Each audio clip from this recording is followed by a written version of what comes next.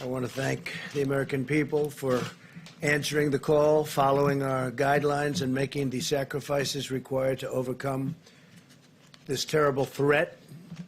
More aggressively, we commit to social distancing. So important. Social distancing, such an important phrase. And we do it right now. The more lives that we can save, and the sooner we can eventually get people back to work, back to school, and back to normal. And there are large sections of our country probably can go back much sooner than other sections. And we're obviously looking at that also. People are asking, is that an alternative? I say absolutely, it is an alternative.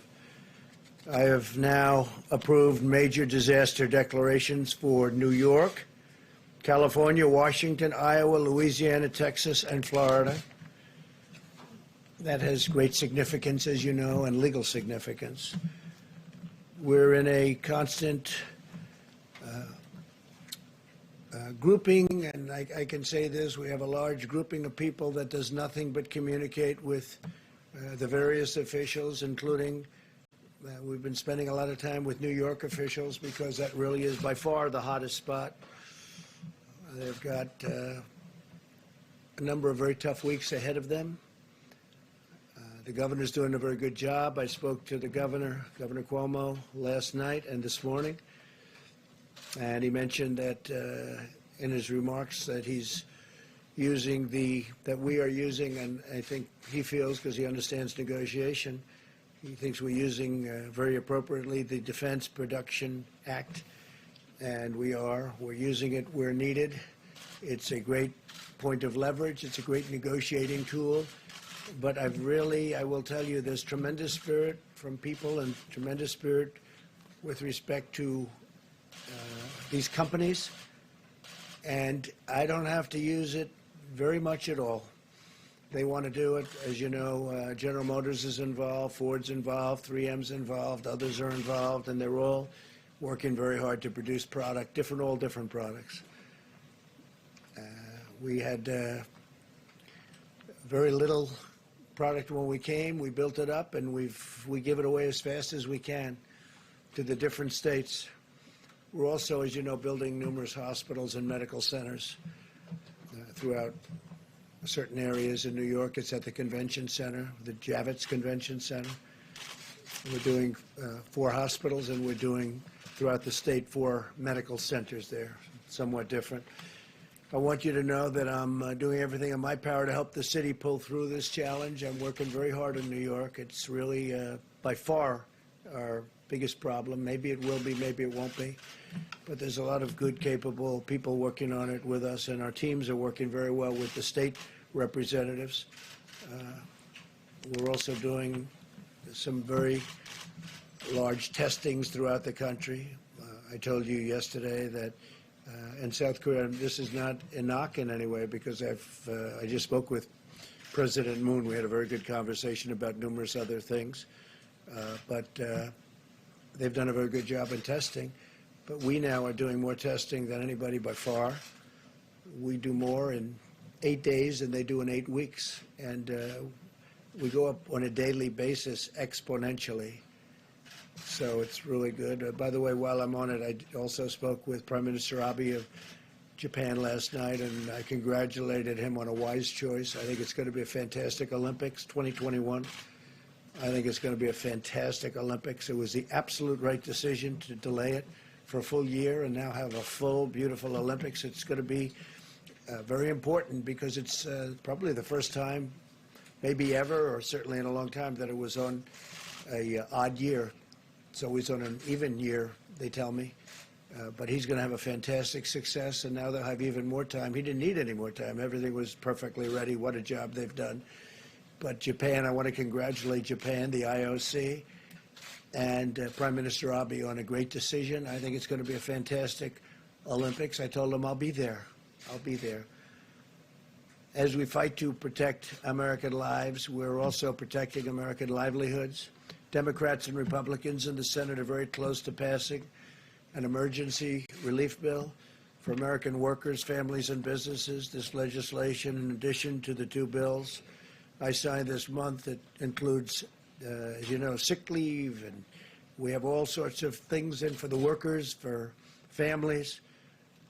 But we have a tremendous paid sick leave provision for workers at no cost at all to the employers. And that's a big thing, no cost to the employers. We want to get everybody back working.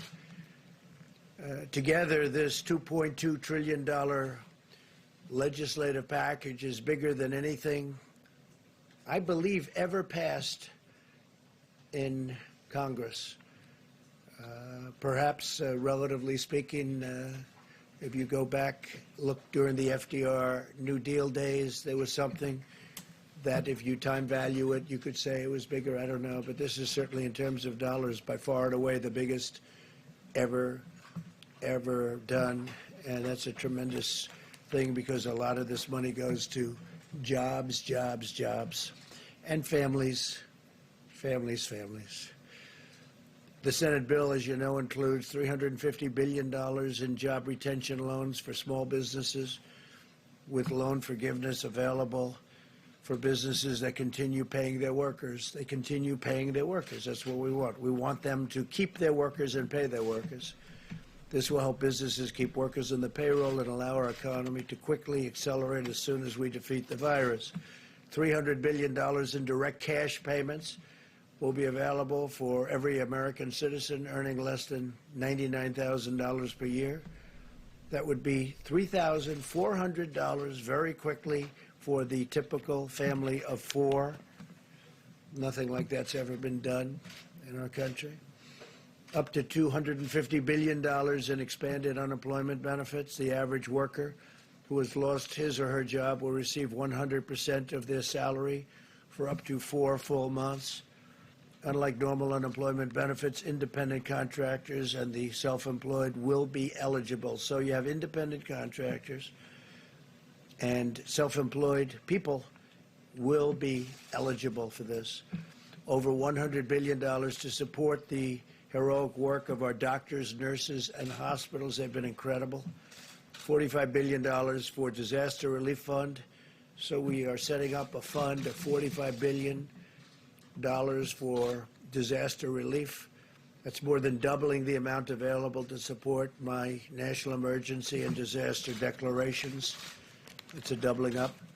$27 billion to build up the strategic national stockpile with critical supplies, including masks, respirators, pharmaceuticals, and everything you can imagine, because it was very depleted, like our military was depleted. Now we have a brand new military. Never had a military like this. We have equipment either coming or it's already come. For the most part, it's already come, but we have a lot of things that will soon be coming.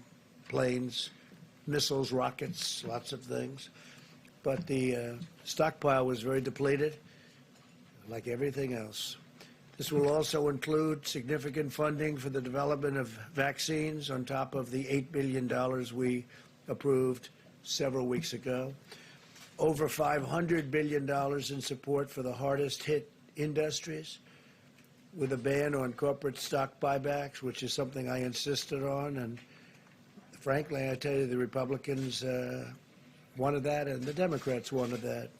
We want them to use the money for the companies and the planes or whatever they may be helping to get over this rough patch. And I don't think it's going to end up being such a rough patch. I think it's going to, when we open, especially if we can open it, the sooner the better, it's going to open up like a rocket ship. I think it's going to go very good and very quickly. And you're going to have some tough new limits on executive compensation also. They need the money. They're going to have to sort of just make things work, because we're interested in the workers, the jobs. And we're interested in the companies, because that's really what fuels the workers in those great jobs. And we also have $16 billion in funding for the purchase of personal protective equipment. You know about that, such as masks and respirators, through the strategic national stockpile. I encourage the House to pass this vital legislation and send the bill to my desk for signature without delay. I will sign it immediately. We will have a signing, and it'll be a great signing and a great day for the American worker and for American families, and frankly for American companies, some of which were having the best years they've ever had these last few years, and then a little bit less than a month ago, they went into a position that they haven't seen because of the hidden enemy, the virus. Earlier today, I spoke to the leaders of many of America's amazing nonprofit organizations. I thank them for their unwavering and unwavering devotion to American people, to American families, to our nation. And they have been fantastic. They've been collecting supplies, distributing food, supporting healthcare workers, caring for vulnerable workers and families. I encourage them to continue to do it. But I'll tell you, the nonprofits have been fantastic. They've been great. They're great people, actually. I know a lot of them. Finally, I want to provide a brief update on the critical supplies. Through FEMA, the federal government has delivered or is in the process of shipping 9.4 million N95 respirators. Think of that, 9.4 million. 20 million surgical masks, and we have others that we think are going to be delivered pretty quickly. The whole world, you know, it's not just us, it's not just the states. The whole world is trying to get these things, so in competition with many, many countries. I believe today you broke the 150 mark for the virus. We have 150 countries, over 150 countries where you have this virus. And nobody would ever believe a thing like that's possible. Nobody could have ever seen something like this coming. But now we know, and we know it can happen and happen again. And if it does, somebody's going to be very well prepared because of what we've learned and how we've done. It's been incredible how we've done. Remember, there's more tests than anybody by far. And the news, the reporters, the media always likes to bring South Korea. They called me and they told me, it's amazing, your testing procedures are amazing. Plus, we have a test that's a very high-level test, and it's a test that's very accurate. 3.1 million face shields, 2.6 million surgical gowns, 14.6 million gloves, and almost 6,000 ventilators, which go to the areas of greatest needs. We sent, over the last day, 4,000 ventilators to New York. And I spoke with the governor about that. He was happy. I spoke with the mayor also about that, Mayor de Blasio. He was very happy. It's hard not to be happy with the job we're doing, that I can tell you. Throughout this national emergency, everyday heroes continue to step forward and demonstrate the extraordinary character of our nation, including the people behind me. By the way, these people are amazing. They are amazing people, and they become, I don't know, maybe I should just speak for myself, but to me, they become friends. Maybe they don't like me. Maybe they don't. Maybe they do. I don't know. All I can tell you is they're talented people. They work very hard. In Maryland, a 7-year-old boy used his own birthday money to buy meals for dozens of senior citizens. In Nevada, a college student recruited 90 of her friends to help deliver groceries and supplies to the most vulnerable. This is happening all over the country, thousands and thousands of instances. I could stand up here all day and tell you about other things. In Minnesota, hundreds of medical students have volunteered to provide child care for hospital workers, helping to keep our doctors and nurses on the front lines, fighting to save lives. These inspiring Americans remind us that we all have a role to play in winning this great national battle, and it's really a worldwide battle. We're dealing with other nations all the time. The people here are, I am a little bit, I take calls from a lot of people. They're in trouble. A lot of countries are in big trouble. So now we will hear from our great Secretary of the Treasury. He's been working rather hard, I will tell you. Steve Mnuchin is a fantastic guy, and he loves our country, and he's been dealing with both sides, Republican and Democrats. He sort of lived over in that beautiful building. It's a very beautiful building. To me, one of the most beautiful buildings actually in the world, and he's gotten to know it, Steve, very well. So if we could have a little update, Steve, would be fantastic as to how we're doing and what it's looking like. Thank you. Thank you very much, Mr. President. And first, let me say, I would like to thank Mitch McConnell for his leadership, and I'd also like to thank Chuck Schumer for the enormous bipartisan support we had on this bill. and the many senators, both Republicans and Democrats, that worked tirelessly over the last 5 days on all the task force. As the President said, I got to live in the LBJ room for the last 5 days, and we couldn't be more pleased with the unprecedented response from the Senate to protect American workers and American business in this situation. The President has outlined many of these, but let me just quickly go through them. Again, small business retention loans. This will cover roughly 50% of the private payroll in small businesses, where we will immediately make loans that will supply 8 weeks of salaries as long as they keep workers employed and overhead. And those loans will be forgiven at the end of the period as long as they keep workers employed. These are SBA loans, but the Treasury will be issuing new regulations authorizing almost every single FDIC-insured bank to make these. I expect by the end of next week, we will have a very simple process where these can be made and dispersed in the same day. So this will be a very simple system to get money into small business hands. For companies that don't qualify that, we have a economic program of tax incentives to retain workers. And as the President said, we have enhanced unemployment insurance for people who don't fit into these two programs that will be administered through the states. We also have economic impact payments. These will be within the next 3 weeks, direct payments into most people's deposit accounts. And for those that don't have it, we will be having the checks in the mail. Treasury will have additional authorities. We have $500 billion that we can use to work with the Federal Reserve for emergency programs that will create up to an additional $4 trillion, if needed, to support American business and American workers in an unprecedented way.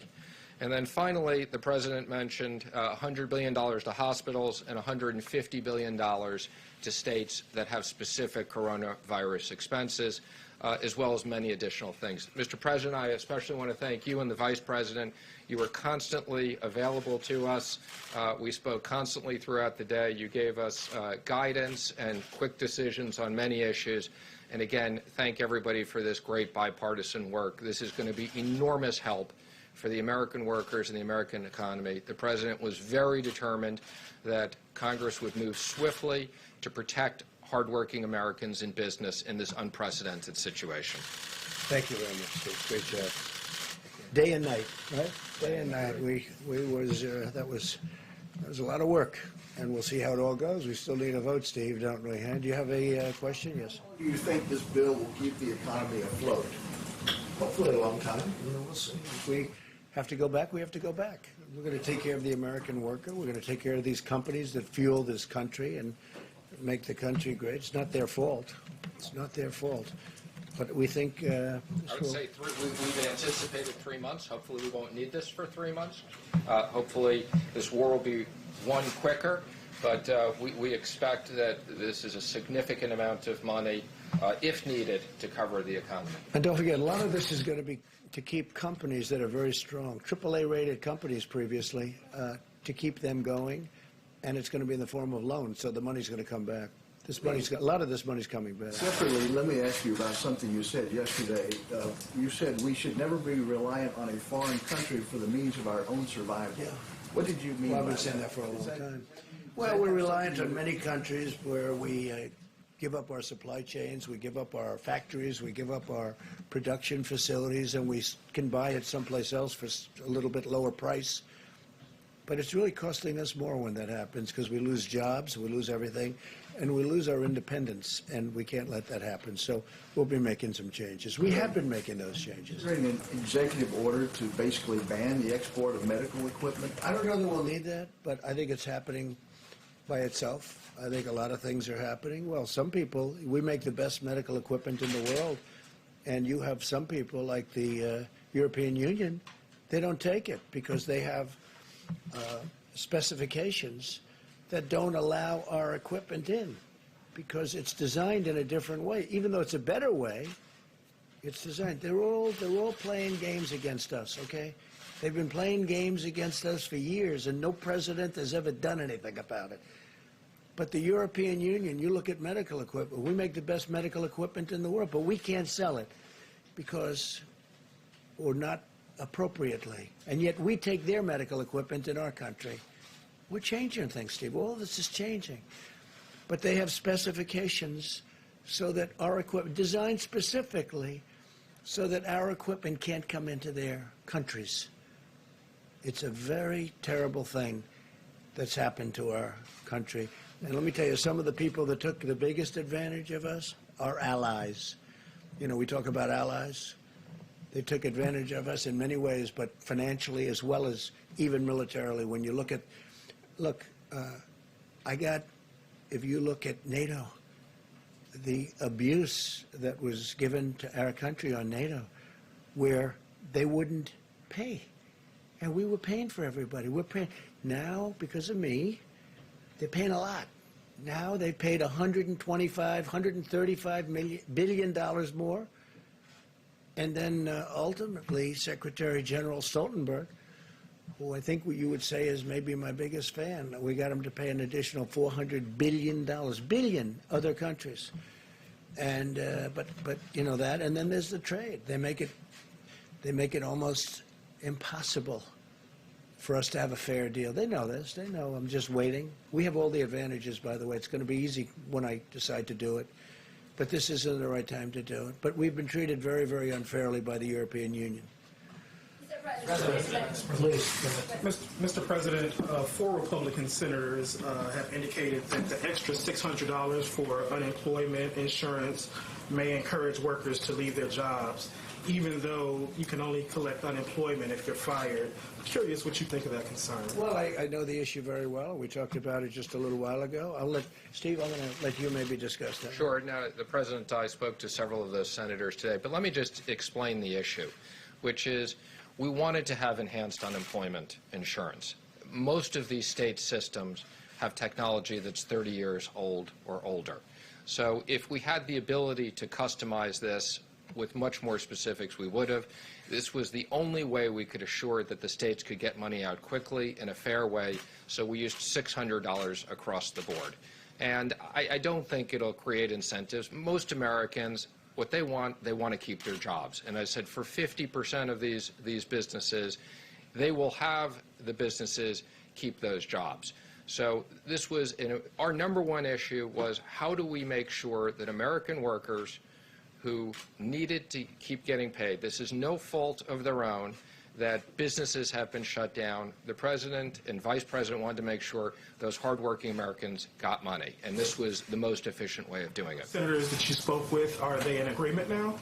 I'm not going to comment on the specifics of where they are, but I would say, you know, our expectation is this bill passes tonight and gets to the House tomorrow, and they pass it. We need to get this money into the American economy and American workers. That's the importance of this. The one good thing when you think about that, people are going to get actually more money, but we don't want to give a disincentive. But they have been talking about that. It's a good question, actually. Yes, ma'am, please. Yes, thank you. The family of, on another subject, the family of retired FBI agent Robert Levinson says that U.S. officials have concluded that he's died in Iranian custody. Are you aware of that? And how did U.S. officials reach that conclusion? You know, I've been very much involved in that. And he was a great gentleman and a great family. It's just, I mean, I have to say this, and they've been making the statement to the family, I believe, but it's not looking good. He wasn't well for years anyway in Iran. It's not looking promising. We've gotten so many people back. We got 2 people back this week. That people to get actually more money, but we don't want to give a disincentive. He's been sick for a long time. They have been talking about, and he had some rough problems prior to his detainment or capture, and we feel terribly for the family. But Do you accept that he is dead? no, I don't accept that he's dead. I don't accept it. I mean, I'm telling you, it's not looking great, but I won't accept that he's dead. They haven't told us that he's dead, but a lot of people are thinking that that is the case. Feel badly about it. Mr. President, you tweeted earlier linking the closing of the country to your election success in November. Is this Easter timeline based on your political interests? What do you mean by my election success? No. You tweeted, you said that the media wants the country to remain closed to hurt your No, I think the media, reelected. the media would like to see me do poorly in the election. I think Lawmakers and economists on both sides of the aisle have said that reopening the country by Easter is not a good idea. What is that plan based on? just so you understand. Are you ready? I think there are certain people that would like it not to open so quickly. I think there are certain people that would like it to do financially poorly because they think that would be very good as far as defeating me at the polls. And I don't know if that's so, but I do think it's so that there are people in your profession that would like that to happen. I think it's very clear. I think it's very clear that there are people in your profession that write fake news. You do. She does. There are people in your profession that write fake news. They would love to see me for whatever reason, because we've done one hell of a job. Nobody's done the job that we've done. And it's lucky that you have this group here right now for this problem, or you wouldn't even have a country left. Okay. Go ahead, Nevada. Mr. President, two questions. The first one, once you sign the $2 trillion package, how soon or how rapidly do you expect to see Who you with? Who you with? I'm with CBN. And my second question is, we are hearing you are pushing for April 6th to have direct payments issued to taxpayers. Is that the target date? I think it's Again, very much. I would say our expectation is within 3 weeks, we will have direct payments out where we have depository information, and we're looking to get a lot more information, and we have procedures to do that. So 3 weeks for that, and I would say the end of next week, we want all the banks to be able to originate loans same day. Thank you, Mr. President. I have two questions for you. One is that tomorrow you're going to be speaking with the G20 leaders, and I want to know if you're going to lead an effort to craft a worldwide ban on wild animal markets so as to prevent another pandemic, given that COVID-19 is a zoonotic that was transferred to humans in trade of exotic animals. Yeah, I don't know that subject's going to come up. There is a lot of talk that that's how this all happened, came out of China, and they say that's how it happened in China. So it's something maybe will be talked about, but it's not the top of my list. Yes, I think we're going to have a very good conference tomorrow. Well, and to follow, also, and Dr. Ashish Shah, who is the head of Harvard's Global Health Institute, says that the key to getting this economy open as soon as possible is to test everyone who needs testing so we can quarantine all infected individuals and allow everyone else to go back to work immediately. Would you subscribe to that strategy? No, but we have tested more than anybody. I saw him. And if not, how many deaths are acceptable? Yeah. How many? None. Okay. How many deaths are acceptable to me? None. Okay, none. If that's your question. Look, I saw him. I saw his statement. We have tested by far more than anybody. We're testing more than anybody right now. There's nobody even close. And our tests are the best tests. They're the most accurate tests. But if you're saying we're going to test 350 million people, I watched his statement. I disagree with it. We can go to certain states. I could name them now, but I'm not going to do that. But we can go to certain states right now that have virtually no problem or a very small problem. We don't have to test the entire state in the Middle West or wherever they may be. We don't have to test the entire state. I think it's ridiculous. We don't have to do it. A lot of those states could go back right now, and they probably will, because at some point in the not-too-distant future, certain states are going to come off the rolls. Maybe New York can't, and maybe California can't. Maybe the state of Washington can't, although if you look at them, their biggest problem was in one nursing home. Yeah, go ahead. But the states aren't silent. And so, I mean, somebody, if you test one state and then the person moves over to the other state, well then... You know, you're going to just look at that. But if you take a look at the states, and many states that I'm talking about, they don't have a problem. We have some big problems, but it's confined to certain areas, high-density areas. So why would we test the entire nation, 350 people? With that being said, I'm going to say it again. We tested far more than anybody else. We have the ability to test. I mean, we've come a long way from an obsolete, broken system that I inherited. We have now tested with the best test far more than anybody else. When I say anybody else, I'm talking about other countries. No country is even close. They came out with a statistic, I guess, yesterday that I heard from Dr. Birx, where it's for eight days here, more than 8 weeks in South Korea. And South Korea's done a good job. But we did in 8 days more than South Korea did in 8 weeks. That's a big number. And we're getting, I said before, exponentially better. Every day it's going up substantially. We have an incredible apparatus built now. But no, I don't want to test 350 million people. I think it's ridiculous. Yes, please. Thank you so much, Mr. President. 2 questions. One follow-up on the G20, because the UN asked the G20 countries to do for more resources for a coordinated stimulus package, ban on tariffs, waive on sanctions to try to prevent what they call an apocalyptic pandemic. Would you consider those measures? And With respect to what? on tariffs, and also related also to waive tariffs, and also Look, we have strong sanctions. borders. Yeah. And would you consider to join this global effort? So before I came here, we weren't into borders. We had a country, people could come in. We had a whole different deal. Now we're up to almost 164 miles. Think of that, 164 miles of wall, big, beautiful wall. And in those areas, it's very, very tough to come in. We've been very tough on the borders. I mean, where we have the wall built, nobody's getting through. Now, they're going around, but that's a long trip. If they're going around, that's the way they get through. But, no, I'm very strong on borders, and I don't want people coming in here. What I want is, if they're going to come in, they have to come in legally. They have to come in through merit. We're not having the people that you're talking about come into our country. All right. Just a follow-up for another Thanks, question. sir. Question for you and for Dr. Fauci, if you'll let me. Both Republican and Democrat packages of the stimulus included $25 million worth of funding for the Kennedy Performance Arts Center here in Washington, D.C. Shouldn't that money be going to masks, respirators? Well, I tell you what, I approved that, and I knew it was $35 million, and we actually took off 10. But I'm a fan of that, although I haven't spent time there because I'm far too busy. I'd love to go there evenings, but I'm too busy doing things because that's more important for me than going there. But the Kennedy Center has suffered greatly because nobody can go there. It's essentially closed. And they do need some funding. And I said, look, that was a Democrat request. That was not my request.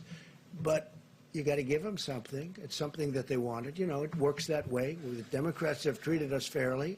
I really believe that we've had a very good back and forth, and I say that with respect to Chuck Schumer. I spoke to him a number of times. But, you know, they had requests also. So that was a request. There were 35, as you know, and it came down to 25. We got it down to 25. We agreed. I said, that's a lousy soundbite. That's not a good soundbite, but that's the way life works. With that being said, the Kennedy Center, they do a beautiful job, an incredible job. David Rubenstein does a fantastic job. He's very much involved, and he puts up a lot of money, and he does things that a lot of people wouldn't be able to do or do. But they've been essentially closed.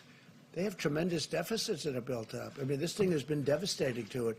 So I didn't have a big problem with it. But this was a request from the Democrats because of the fact that they have a facility that's essentially closed up. Another question, sir. In other words, you couldn't go there if you wanted to. If I wanted to go there tonight to look at Romeo and Juliet, I'd love to see Romeo and Juliet tonight, right?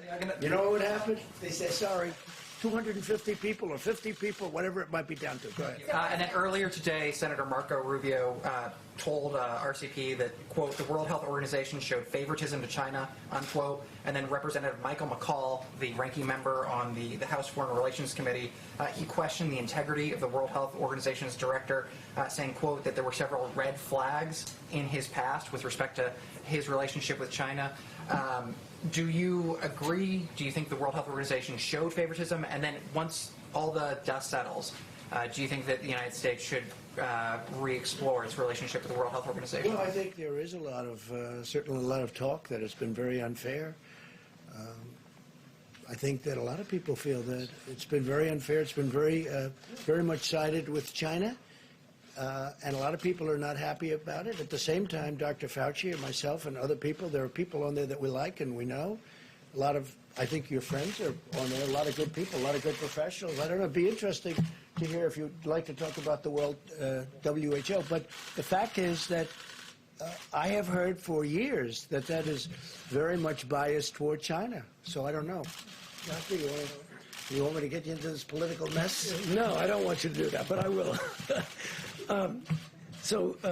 Tedros is really an outstanding person. I've known him from the time that he was the Minister of Health of Ethiopia. I mean, obviously, over the years, anyone who says that the WHO has not had problems has not been watching the WHO. But I think under his leadership, they've done very well. He has been all over this. I was on the phone with him a few hours ago leading a WHO call. Transparency, sir? No. Dr. Anthony Fauci talking right now, but we've been listening to President Trump and the White House task force on the country's growing COVID-19 response. Here's a few headlines from it. The president discussed billions of dollars in aid for direct deposit payments for American workers, in addition to extended unemployment, quick turnaround small business loans, plus more money for equipment and resources and a relief fund. He encouraged the quick passage of the stimulus bill. We also heard from the Secretary of the Treasury about business loans that could keep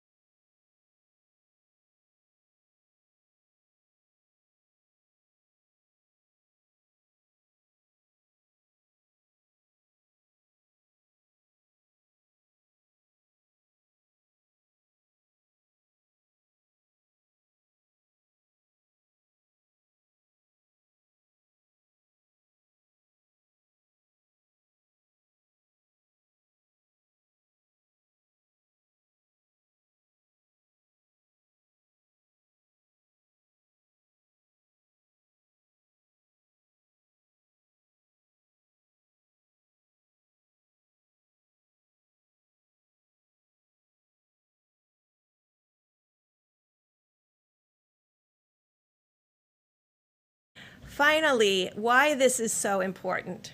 It's very important to me personally because my grandmother, for 88 years, lived with the fact that she was the one at age 11 who brought home flu to her mother, named Leah, for which I am named, when her mother had just delivered. And her mother succumbed to the great 1918 flu. She never forgot that she was the child that was in school that innocently brought that flu home. This is why we keep saying to every American, you have a role to protect each and every person that you interact with. We have a role to protect one another. It's why we are social distancing and you are social distancing. But to every American out there, when you are protecting yourself, you're protecting others. And if you inadvertently, I know, brought this virus home to someone with a pre-existing condition, I can tell you my grandmother lived with that for 88 years. So this is what we're trying. This is the message that's important to everybody. This is not a theoretic. This is a reality. You can see the number of deaths that are occurring. We all have a role in preventing them.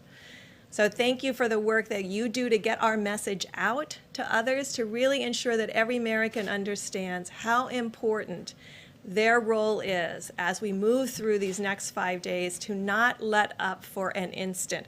I hear some reports that someone said, oh, well, the new cases in New York are increasing or the hospitalizations are increasing. The number of new cases over the last 3 days have been consistent, but not rising any more than a consistent day-over-day rise. You will see hospital cases continue to increase because they are a reflection of what happened 1 to 2 weeks ago before the full mitigation efforts were put into place. So each person in every place, no matter what county, what community, what state, can work with us to ensure that we prevent the spread of this virus to others. So thank you.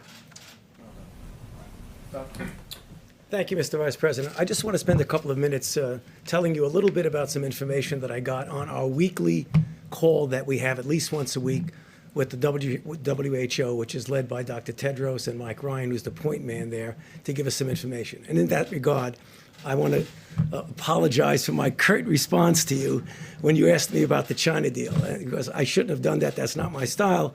But what I really wanted to say is that my job is that I'm a scientist, I'm a physician, and I'm a public health person, and I don't like to get involved in that stuff. So anyway, getting back to the WHO.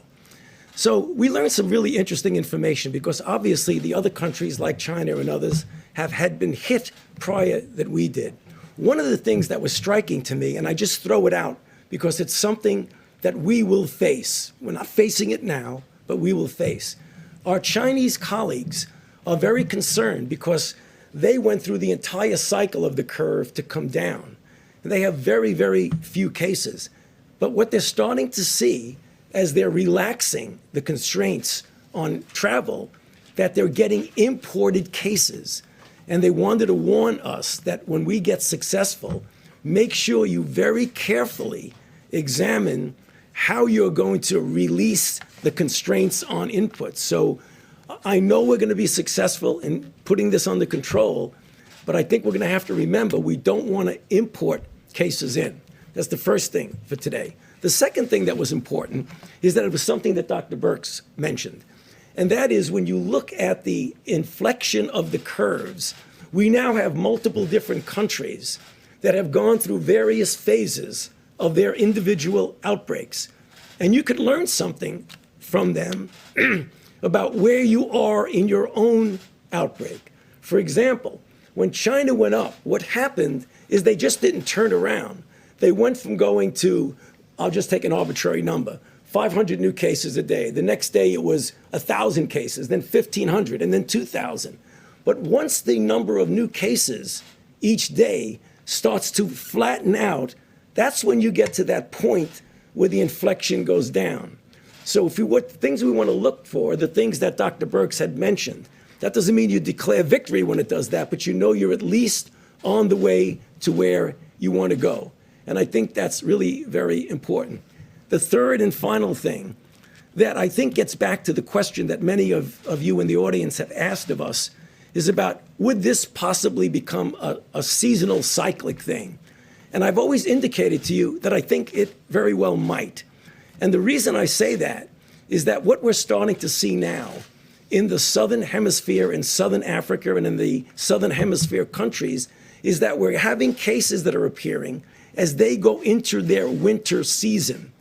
And if, in fact, they have a substantial outbreak, it will be inevitable that we need to be prepared that we'll get a cycle around the second time. What does that mean for us in what we're doing? It totally emphasizes the need to do what we're doing in developing a vaccine, testing it quickly, and trying to get it ready so that we'll have a vaccine available for that next cycle. In addition, to do the randomized controlled trials of drugs so that we will have a menu of drugs that we have shown to be effective and shown to be safe. Because I know we'll be successful in putting this down now, but we really need to be prepared for another cycle. And what we're doing, I believe, will prepare us well. Thank you. Thanks, Doctor. We'll take a few questions, please. Mr. Vice President, on ventilators, some really important reporting from the Center of Public Integrity today. They suggested that there's only 16,000 in the national stockpile. Can you just give us some clarity? How many ventilators do you have in the national stockpile?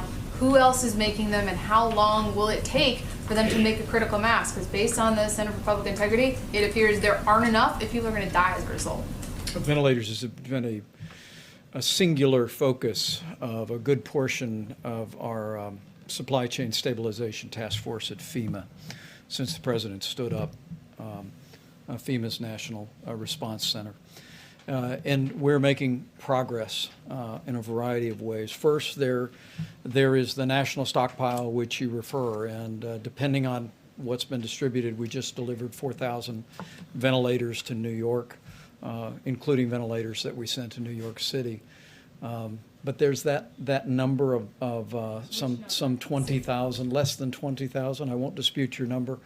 Beyond that, there literally are, by most estimates, more than 150,000 ventilators in the broad healthcare system all across the country.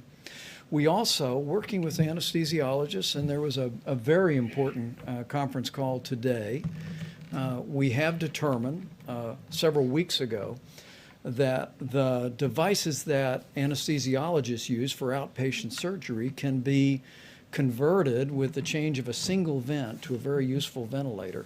I actually spoke to Governor Cuomo about that today. He's in the process of surveying all of his surgical centers, as governors around the country are doing. We literally believe there's tens of thousands of ventilators that can be converted now that the FDA has given guidance.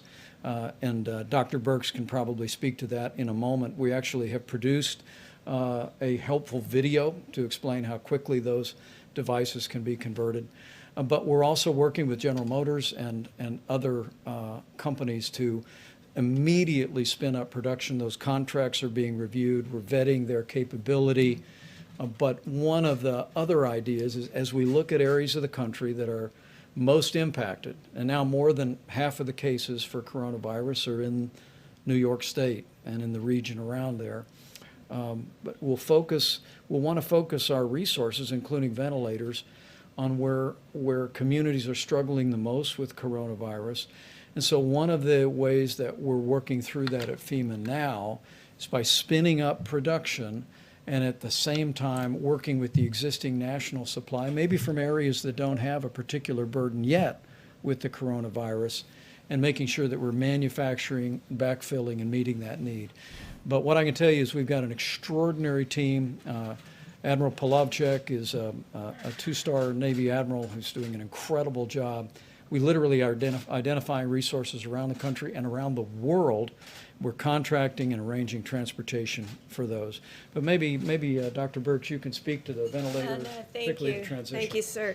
So I just want to thank Dr. Mary Peterson and the whole team of the American Association of Anesthesiologists, because they immediately, when we asked them, could these be modified, they went to immediate work on it. They're going to have Q&As up but more importantly, every anesthesiologist in every city has been working with their state and local health officials to really work with them how to change this. And I think that's not only the ventilators that they'll be supplying, They have the people that run those ventilators that are not any longer doing elective surgery.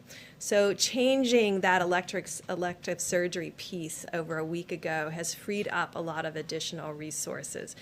When I talk to you about how we've done some things that are very horizontal across the country, but we're collecting data now in a county by county granular way.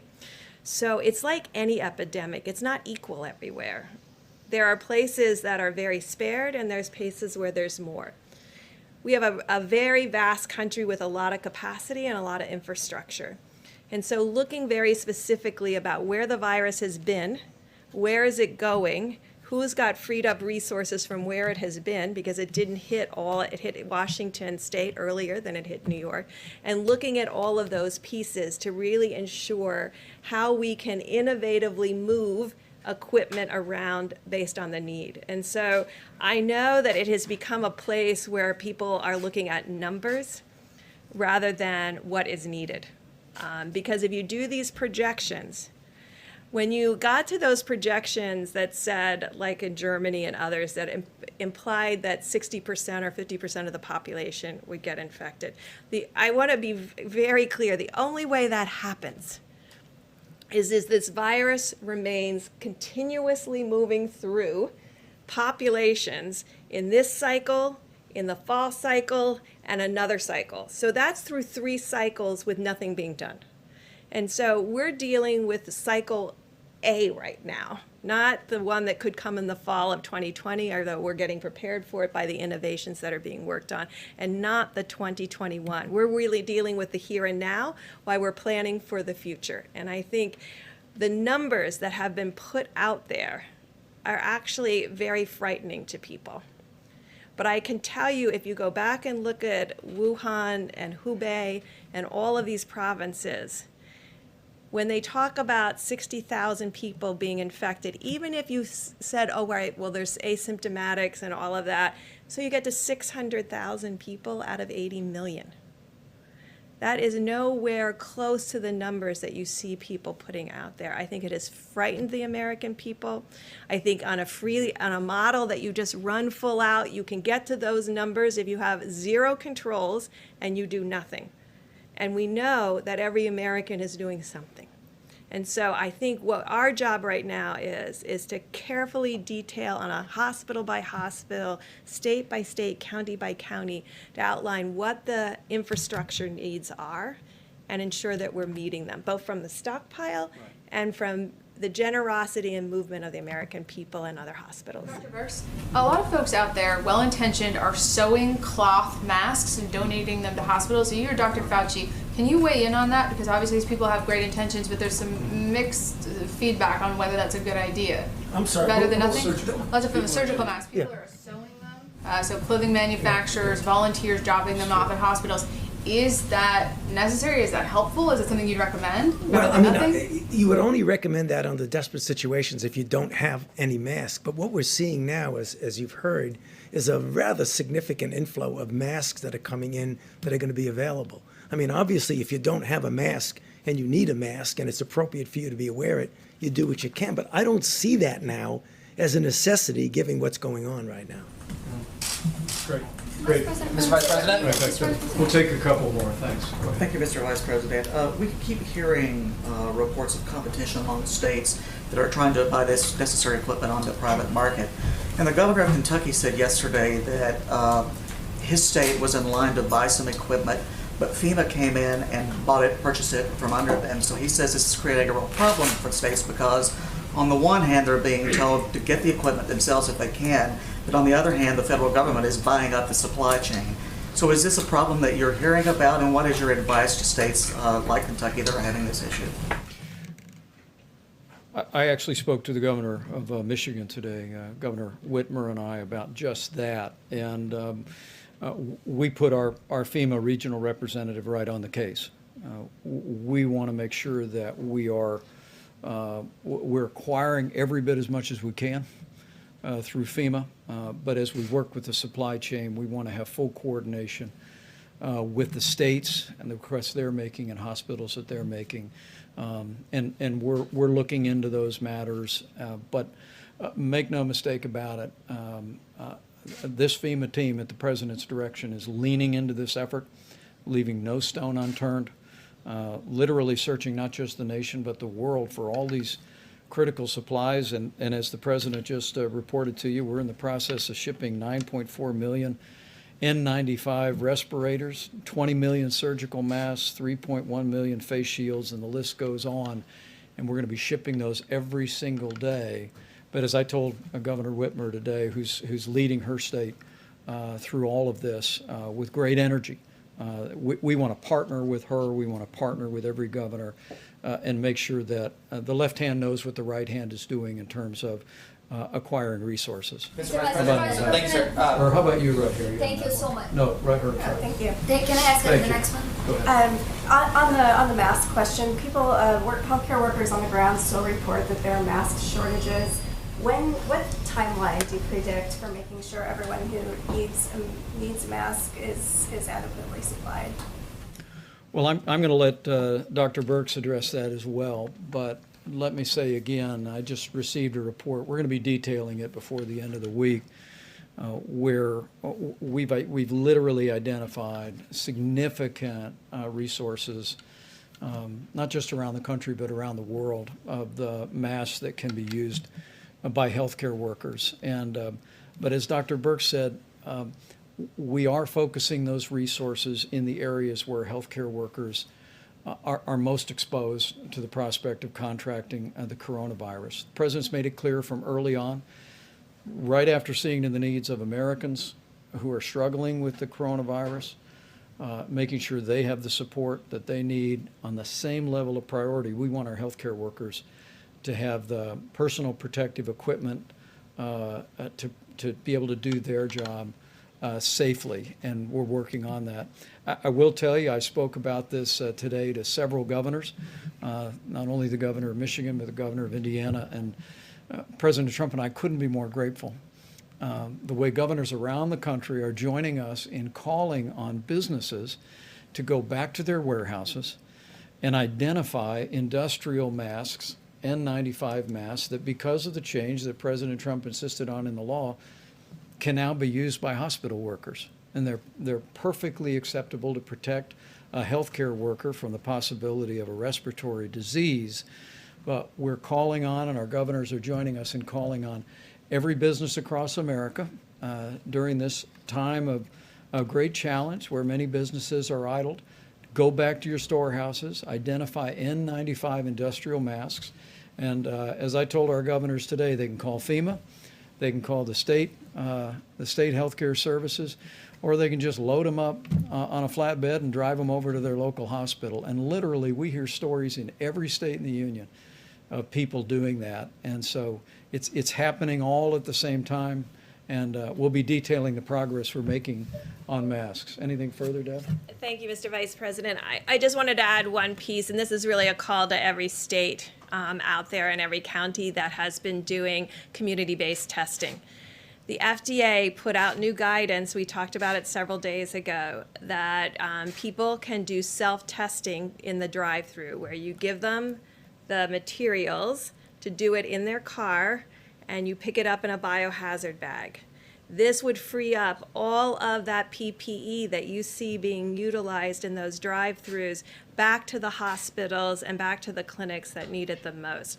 We have to move to the new technology. FDA worked tirelessly to get that out there so that it could be sparing of gowns and gloves and full respiratory N95s. This is the moment to move to that self-testing front of nose with the new applicators that can be utilized so that every single bit of the N95s can be put into the hospitals that need it. Dr. Birx? Mr. Vice Dr. President. Vice President. Last question. Let me just say we look forward to seeing you all tomorrow.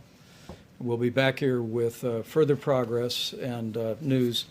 But if I could just say to every American, Is he okay? we'll get through this. He keeps asking you if you're okay. We'll get through this. But we'll get through this together. Every American needs to understand that whether you are in an area that's impacted by the coronavirus or an area where there's very few cases, if you do your part to put into practice 15 days to slow the spread, you will do just that. You'll impact the spread of this coronavirus epidemic in our country. These experts tell me that we can significantly reduce the number of Americans that would be exposed to the coronavirus as every American continues to put these guidelines into practice. And we just know that with all of the extraordinary effort that's being done at the federal level by this tremendous team and all of our agencies, all the great leadership by governors in both parties across the country, with all the incredible and courageous work by healthcare workers, with the cooperation and the prayers